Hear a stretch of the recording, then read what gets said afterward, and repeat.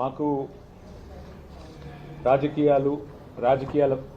ప్రయోజనాల కంటే కూడా రాష్ట్ర ప్రజల ప్రయోజనాలు, రాష్ట్రం బాగోగులు ముఖ్యం కాబట్టే మేము ఈరోజు ప్రధాన ప్రతిపక్షంగా రాష్ట్ర ప్రజల పక్షాన కేంద్ర మంత్రివర్యులు, కేంద్ర రైల్వే మరియు ఐటీ మంత్రివర్యులు అశ్విని వైష్ణవ్ గారిని గౌరవ పార్లమెంట్ సభ్యులతో సహా కలిసి మా జగదీశ్వర్ రెడ్డి గారు నేను కలవడం జరిగింది.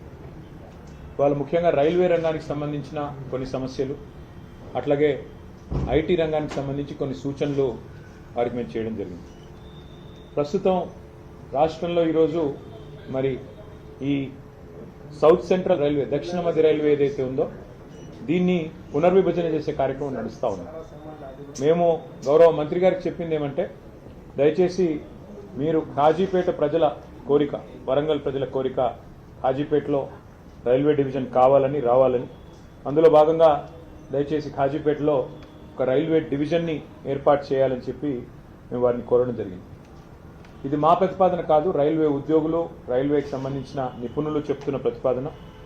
మేము ప్రతిపాదించిన ఈ రైల్వే డివిజన్లో కాజీపేట, బల్లార్షా, పెద్దపల్లి, నిజామాబాద్, కాజీపేట, ఎర్రుపాలెం, డోర్నకల్, మనుగూరు, మోతమర్రి, విష్ణుపురం, కాజీపేట, వంగపల్లి సెక్షన్లు ఉండాలని సూచించాం. రైల్వే ఉద్యోగులు కూడా ఈ విషయంలో సంపూర్ణ మద్దతు తెలియజేస్తూ ఉన్నారు. ఇక్కడ విషయం ఏమంటే 900 కిలోమీటర్లు మాత్రమే ఉండే గుంటూరుని ఒక డివిజన్గా చేస్తూ ఉన్నారు. మాకు ఆ విషయంలో అభ్యంతరం లేదు. అట్లాగే 2200 కిలోమీటర్లతో విజయవాడ, గుంతకల్ డివిజన్ పనులు కూడా జరుగుతూ ఉన్నాయి.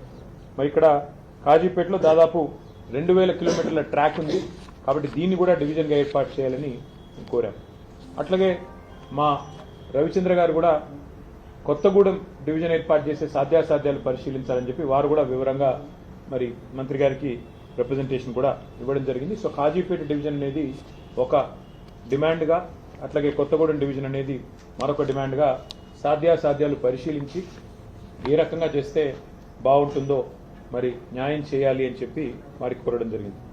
అట్లాగే మీరు హైదరాబాద్ నుంచి కరీంనగర్ దాకా ఉన్న కొత్తపల్లి మనోహరాబాద్ రైల్వే లైన్ ఏదైతే ఉందో, పెద్దలు కేసీఆర్ గారు ఆనాడు కేంద్ర మంత్రిగా ఉన్నప్పుడు 2004-05 సంవత్సరంలో ఆ రోజు అప్పటి ప్రధానమంత్రి మన్మోహన్ సింగ్ గారిని ఒప్పించి ఆనాటి కరీంనగర్ పార్లమెంట్ సభ్యుడిగా కేసీఆర్ గారు కొత్తపల్లి, మనోహరాబాద్, సిద్దిపేట, సిరిసిల్ల, వేములవాడ మీదుగా చొప్పదండి నియోజకవర్గం మీదుగా కరీంనగర్కు కలిపే ఈ బ్రాడ్ గేజ్ రైల్వే ప్రాజెక్టును ఆ రోజు మంజూరు చేయించారు, దాదాపు 21 సంవత్సరాల కిందట. ఇది మొత్తం 151 కిలోమీటర్ల ప్రతిపాదన. కానీ ఎప్పుడైతే కేసీఆర్ గారు మరి తెలంగాణ ఇవ్వనందుకు నిరసనగా కేంద్ర మంత్రివర్గం నుంచి పక్కకు జరిగారో 2006లో, 2006 నుంచి 2014 వరకు 8 సంవత్సరాలు కాంగ్రెస్ ప్రభుత్వం ఆ ప్రతిపాదనను పూర్తిగా కోల్డ్ స్టోరేజ్లో పెట్టింది, పక్కన పెట్టింది. ఆ తర్వాత తిరిగి మళ్ళీ తెలంగాణ ఏర్పడ్డ తర్వాతనే మళ్ళీ ఇక్కడ కేంద్రంలో బీజేపీ ప్రభుత్వం వచ్చినాక మేము వారిని సంప్రదించి వారికి కొన్ని మరి కీలకమైన నిర్ణయాలు తీసుకోవడం వల్ల ముందుకు కదిలింది. అందులో ఏం చెప్పాము, ఉచితంగా భూసేకరణ మేమే చేసిస్తామని చెప్పి ఆ రోజు రాష్ట్ర ప్రభుత్వ పరంగా మనం ప్రతిపాదించడం జరిగింది. అట్లాగే 3వ వంతు ప్రాజెక్టు నిర్మాణ ఖర్చులో కూడా 3వ వంతు మేము భరిస్తాం, 1/3 కాస్ట్ మేము భరిస్తామని చెప్పాం, ప్రత్యేక ఒప్పందం చేసుకున్నాం. అప్పుడు పనులు 2014 తర్వాత మొదలైనాయి. మరి మొదలైన పనులు మధ్యలో కోవిడ్ వచ్చినా, ఇంకా ఇతరత్ర సమస్యలు వచ్చినా, మోడీ గవర్నమెంట్ సహకరించకపోయినా మనోహరాబాద్ నుంచి సిద్దిపేట వరకు సుమారు 76 కిలోమీటర్ల వరకు రైల్వే లైన్ పూర్తయింది. పూర్తయి అక్టోబర్ 3, 2023 అంటే మేము దిగిపోకంటే 2 నెలల ముందే ఆ 76 కిలోమీటర్లు పూర్తి చేశాం. కానీ మిగతా 75 కిలోమీటర్లు ఏదైతే ఉందో సిద్దిపేట, సిరిసిల్ల, వేములవాడ, అక్కడి నుంచి మనకి చొప్పదండి మీదుగా కొత్తపల్లి పోయేది, ఇంతవరకు మళ్ళీ 2.5 సంవత్సరాల్లో కాంగ్రెస్ ప్రభుత్వం వచ్చింది, మళ్ళీ ఆ రైల్వే లైను మళ్ళీ ఆగమైపోయే పరిస్థితి ఉంది. అందుకే ఇవాళ కేంద్ర మంత్రి గారిని తెలంగాణ ప్రభుత్వం ఇంకా కొన్ని డబ్బులు ఇవ్వాలి. మనం గతంలో చేసుకున్న ఒప్పందం ప్రకారం 416 కోట్ల రూపాయలు మరి ఇవ్వాలి. అది ఇవ్వకపోవడం వల్లనే ఇవాళ కాంగ్రెస్ ప్రభుత్వ సహాయ నిరాకరణ వల్లనే ఆగింది అని చెప్పి మంత్రి గారు కూడా మాకు చెప్పడం జరిగింది. భూసేకరణ మరొక 96 హెక్టార్లు చేయాల్సి ఉంది అని చెప్పి మరి ఇక్కడ రాజ్యసభలో కేంద్ర ప్రభుత్వం మా సభ్యులు ప్రశ్న అడిగితే సమాధానం కూడా ఇచ్చారు. ఇక్కడ వాస్తవం ఏమంటే 20 ఏళ్ల కింద ప్రతిపాదించిన ప్రాజెక్ట్, ఇక సమయం గడిచిన కొద్దీ కాస్ట్ పెరుగుతూ ఉంది.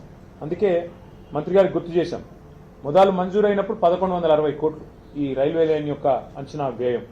ఈరోజు అది 2780 కోట్లకు పెరిగింది, అంటే డబల్ కంటే ఎక్కువైంది. ఈ ప్రాజెక్ట్ వల్ల లాభం ఏంటి ఈ రైల్వే లైన్ వల్ల అంటే, మధ్యలో టెక్స్టైల్ హబ్గా ఉన్న సిరిసిల్ల, మరి ఒక తిరుపూర్ స్థాయిలో తమిళనాడులో ఎదిగేదానికి ఆస్కారం ఉన్న ప్రాంతం సిరిసిల్ల. వాళ్ళ సిరిసిల్ల నుంచి వస్త్ర ఉత్పత్తులు, అపారెల్ పార్క్ కానీ టెక్స్టైల్ పార్క్ కానీ అక్కడి నుంచి ప్రపంచ విపణిలోకి పోతా ఉన్నాయి, ప్రపంచ మార్కెట్లోకి పోతా ఉన్నాయి. ఇవాళ న్యూయార్క్ దాకా, అమెరికా దాకా కూడా సిరిసిల్లలోని కొన్ని కంపెనీలు తమ తమ టెక్స్టైల్ ఉత్పత్తులను వారు ఎక్స్పోర్ట్ చేస్తూ ఉన్నారు. అట్లాగే పక్కన దక్షిణ కాశీగా పేరుపడ్డ వేములవాడ కూడా అదే సర్క్యూట్లో ఉంది. కాబట్టి రాజరాజేశ్వర స్వామి దేవాలయం అక్కడే ఉంది. లక్షలాది మంది మరి ఆ దేవాలయాన్ని కూడా సందర్శిస్తూ ఉంటారు.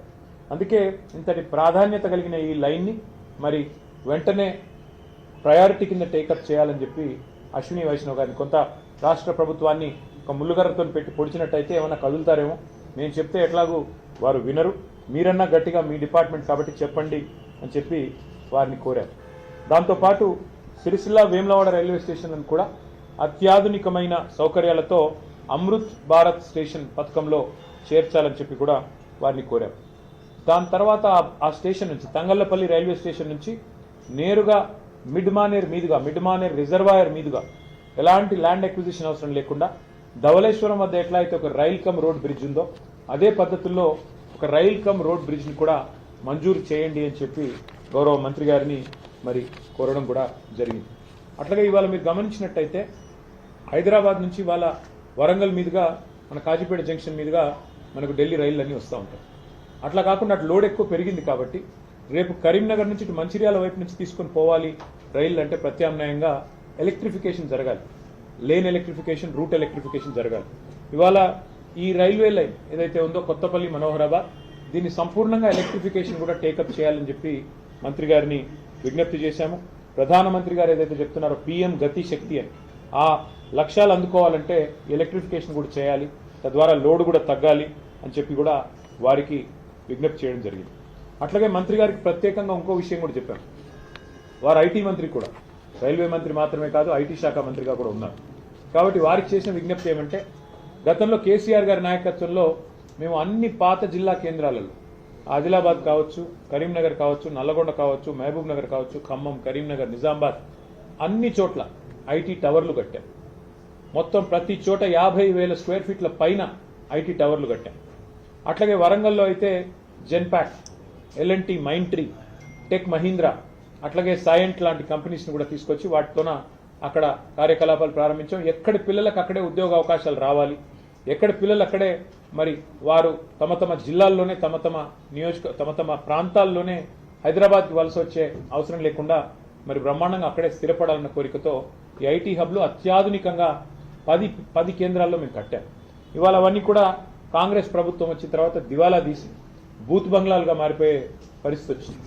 అందుకే ఇవాళ కేంద్ర మంత్రి గారిని ఏం కోరామంటే, ముఖ్యంగా వరంగల్ అనేది హైదరాబాద్ తర్వాత 2వ అతిపెద్ద పట్టణం తెలంగాణలో, 10 లక్షల జనాభా ఉన్న పట్టణం, బ్రహ్మాండంగా పెద్ద ఎత్తున కాలేజీలు, పెద్ద ఎత్తున విద్యార్థులు ఉన్న ప్రాంతం వరంగల్. అక్కడ మంత్రి గారిని మేము కోరింది, మీరు మా గతంలో చేసిన పనులన్నీ వారికి వివరించి చెప్పాం, కానీ ఈ 2 ఏళ్లలో ఐటీ గ్రోత్ మందగించింది. ఇది మేము చెప్తున్న మాట కాదు, మేము చేస్తున్న ఆరోపణ కాదు. 9,46,000 ఉద్యోగాలు మేము మా ప్రభుత్వం వైదొలిగిన నాడు హైదరాబాద్, తెలంగాణలో 9,46,000 ఐటీ ఉద్యోగాలు ఉన్నాయి. మరి ఈరోజు మన రాష్ట్ర ప్రభుత్వం వాళ్ళు చెప్తున్న మాటలే, గవర్నర్ గారి ప్రసంగంలో చెప్పారు 7,000 ఉద్యోగాలు తగ్గాయి, ఇప్పుడు కేవలం 9,39,000 ఉద్యోగాలు ఉన్నాయని. మొన్న బడ్జెట్ ప్రసంగంలో బట్టి విక్రమార్క చెప్పారు, ఆర్థిక మంత్రి గారు, డిప్యూటీ సీఎం గారు, కేవలం 9,39,000 అంటే మేము దిగిపోయిన నాడున్న ఉద్యోగాల కంటే 7,000 ఉద్యోగాలు ఇవాళ రాష్ట్రంలో ఐటీ రంగంలో తగ్గినాయని చెప్పి రాష్ట్ర ప్రభుత్వమే స్వయంగా ఒప్పుకుంటా ఉంది. దీనికి కారణాలు ఏమైనప్పటికీ ఇవాళ మంత్రి గారిని మేము అడిగింది ఏమంటే, ఇన్ఫ్రాస్ట్రక్చర్ ఉంది, వరంగల్లో బ్రహ్మాండమైన ఐటీ హబ్ కట్టినాం, అక్కడ ఒక India AI center, India artificial intelligence centre, India data lab వరంగల్లో కేంద్ర ప్రభుత్వం అక్కడ ఉన్న ఇన్ఫ్రాస్ట్రక్చర్ను వినియోగించుకుని ఏర్పాటు చేయండి. హైదరాబాద్ తర్వాత అంత ప్రాముఖ్యత ఉన్న నగరం వరంగల్, కాబట్టి తెలంగాణలోనే మరి 2వ అతిపెద్ద నగరం వరంగల్, అక్కడ ఏర్పాటు చేయండి ఇండియా ఏఐ ల్యాబ్, ఒక ఇండియా ఏఐ సెంటర్ లేదా ఇండియా ఏఐ డేటా ల్యాబ్ ఏర్పాటు చేయండి అని చెప్పి కొత్త పాలసీలో భాగంగా వారిని కోరడం జరిగింది. అట్లాగే కరీంనగర్, ఖమ్మం, అక్కడ సైబర్ సెక్యూరిటీకి సంబంధించిన ఒక ఆర్టిఫిషియల్ ఇంటెలిజెన్స్ కేంద్రాన్ని ఏర్పాటు చేయండి, సెంటర్ ఆఫ్ ఎక్సలెన్స్ ఏర్పాటు చేయండి అని వారిని కోరాం. అట్లాగే సెమీ కండక్టర్ డిజైన్ మరియు డీప్ టెక్ రంగాల మీద మరి దృష్టి సారించే విధంగా STPI center, software technology parks of India సెంటర్లను, center of excellence, center for entrepreneurship కూడా ఏర్పాటు చేయండి. మీకు ఇష్టమైన చోట, అది మహబూబ్నగర్ కావచ్చు, నల్గొండ కావచ్చు, మీకు ఇష్టమైన చోట ఈ 10 ప్రాంతాలు ఉన్నాయి. ఎక్కడ మీకు అనుకూలంగా ఉంటే అక్కడ మీరు దయచేసి ఇది కూడా ఏర్పాటు చేయండి. సో ఒక centre of excellence of STPI on entrepreneurship ఏర్పాటు చేయమని కోరాం. దాంతోపాటు మరి అందుబాటులో ఉన్న ఈ IT టవర్లలో అన్ని మౌలిక సదుపాయాలు ఉన్నాయి. రాష్ట్రం అంతా T-Fiber కార్యక్రమాన్ని కూడా మా ప్రభుత్వమే చేసింది. కనెక్టివిటీ రాష్ట్రం అంతటా కూడా ఉంది. కాబట్టి పాలసీ ఫ్రేమ్వర్క్ కూడా సిద్ధంగా ఉంది, ఇన్ఫ్రాస్ట్రక్చర్ సిద్ధంగా ఉంది. ఈ అన్ని నగరాలు, అన్ని పట్టణాలు ఇప్పటికి మా ప్రభుత్వం వచ్చింటే ఉపాధి కేంద్రాలుగా మారే అవకాశం ఉంది. యంగ్స్టర్స్కి హైదరాబాద్కి, బెంగళూరుకి పోయే అవసరం లేకుండా ఇంకా ఎక్కువ IT విస్తరణ జరిగేదానికి మా ప్రణాళికలు ఉండినాయి. కానీ ఈ ప్రభుత్వం, కాంగ్రెస్ ప్రభుత్వం పట్టించుకోవట్లేదు. మీరన్నా జోక్యం చేసుకొని వారికి తెలియజెప్పండి. ఈ Tier 2 సిటీస్ అంటే ద్వితీయ శ్రేణి పట్టణాలు, వాటిని మరి పెంచాలి, విస్తరించాలి. ప్రపంచవ్యాప్తంగా ఉన్న ట్రెండ్కు అనుకూలంగా మనం కూడా AIని వినియోగించుకోవాలి, ఆర్టిఫిషియల్ ఇంటెలిజెన్స్ని. అందులో భాగంగానే AI డేటా ల్యాబ్స్ కానీ, AI సెంటర్స్ కానీ ఏర్పాటు చేయండి అని చెప్పి మరి కేంద్ర మంత్రి గారికి కొన్ని విలువైన సూచనలు కూడా చేయడం జరిగింది. దాదాపు అన్ని విషయాలు కూడా వారు విన్నారు. మరి విని తప్పకుండా పరిశీలిస్తానని చెప్పి మాటిచ్చారు. మాటిచ్చిన తర్వాత మరి రైల్వే, అదేవిధంగా IT 2 రంగాలకు సంబంధించి కూడా చాలా సావధానంగా అన్ని కూడా వారికి వివరించి చెప్పాము. న్యాయం జరుగుతుంది అని చెప్పి ఆశిస్తాము. Thank you. ఢిల్లీకి వస్తుంది సీఎం రేవంత్ రెడ్డి ఉంటున్నటువంటి సమయంలోనే కేటీఆర్ వస్తున్నారు. ఇద్దరేదో కోఆర్డినేషన్ చేసుకోవడానికి, మీటింగ్లు పెట్టుకోవడానికి వస్తున్నారని చెప్పి మధ్యాహ్నం ధర్మపురి అరవింద్ కామెంట్. అంటే ఆయన జూబ్లీ హిల్స్ లో ఉంటాడు, నేను కొద్ది దూరంలో ఉంటాను. మాకు ఢిల్లీ దాకా రావాల్సిన అవసరం సీక్రెట్ మీటింగ్స్. అంటే రేవంత్ రెడ్డి గారు కేసులు పెట్టేది మా మీద, రోజు తెల్లారలేస్తే దాడి చేసేది మా మీద. రేవంత్ రెడ్డి గారికి రహస్య మిత్రులు బీజేపీ వాళ్ళని రాష్ట్రం అందరికీ తెలుసు. ఎందుకు ఇప్పుడు కేంద్ర మంత్రి బండి సంజయ్ గారి కొడుకును 9 రోజులు అరెస్ట్ చేయకుండా కాపాడింది రేవంత్ రెడ్డి గారు అని అందరికీ తెలుసు. కేంద్ర మంత్రి మరి కేంద్ర పథకంలో, అమృత్ పథకంలో రేవంత్ రెడ్డి గారి బావమరిది కాంట్రాక్ట్లు ఇచ్చింది ఎవరో అందరికీ తెలుసు. కేంద్ర మంత్రులు ఇక్కడ ఉన్న వాళ్ళందరికీ తెలుసు. అట్లాగే ఇవాళ సింగరేణిలో కుంభకోణం జరుగుతుంటే కూడా అక్కడ సృజన్ రెడ్డి గారి నాయకత్వంలో, రేవంత్ రెడ్డి గారి బావమరిది గారి నాయకత్వంలో భారీ కుంభకోణాలు జరుగుతుంటే మేము వచ్చి ఇక్కడ కంప్లైంట్ చేస్తే కూడా కేంద్ర ప్రభుత్వం స్పందించట్లేదని అందరికీ తెలుసు. హైదరాబాద్ సెంట్రల్ యూనివర్సిటీ భూముల మీద మేము ఉద్యమం చేస్తే, పిల్లలు ఉద్యమం చేస్తే అల్టిమేట్గా సెంట్రల్ ఎంపవర్డ్ కమిటీ, మరి సుప్రీంకోర్టు అపాయింట్ చేసిన కమిటీ వచ్చి దీన్ని వెంటనే విచారించండి ఈడీ అని చెప్పారు. ఇంతవరకు మరి అతి లేదు, గతి లేదు. ఈడీ దాడులు జరిగితే రాష్ట్రంలో మంత్రుల మీద, పొంగులేటి శ్రీనివాసరెడ్డి మీద 2 ఏళ్ల తర్వాత కూడా ఇంతవరకు కేసు లేదు. కాబట్టి ఎవరికి రహస్య మిత్రులు, ఎవరితో కలిసి ఉన్నారు రాష్ట్ర ప్రజలకి తెలుసు, మీకు తెలుసు.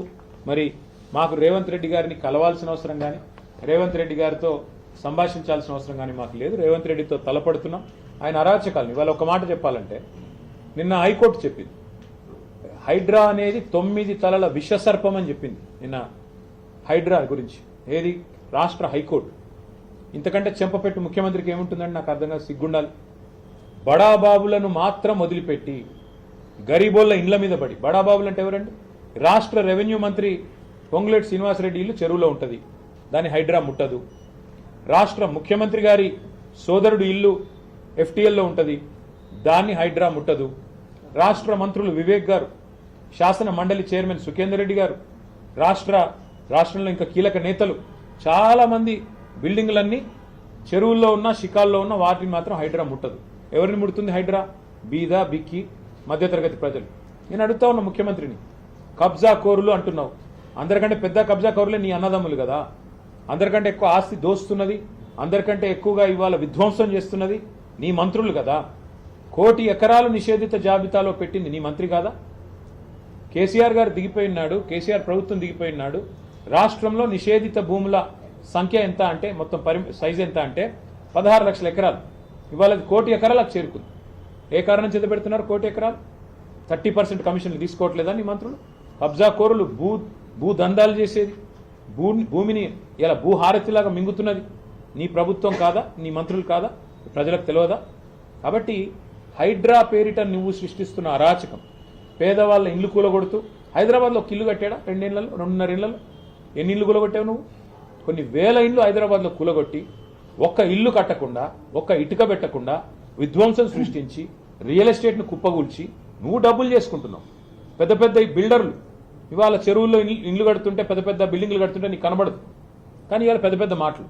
అందుకే మేము అనేది హైడ్రా అనేది it has become a blackmailing extortion tool of Revanth Reddy.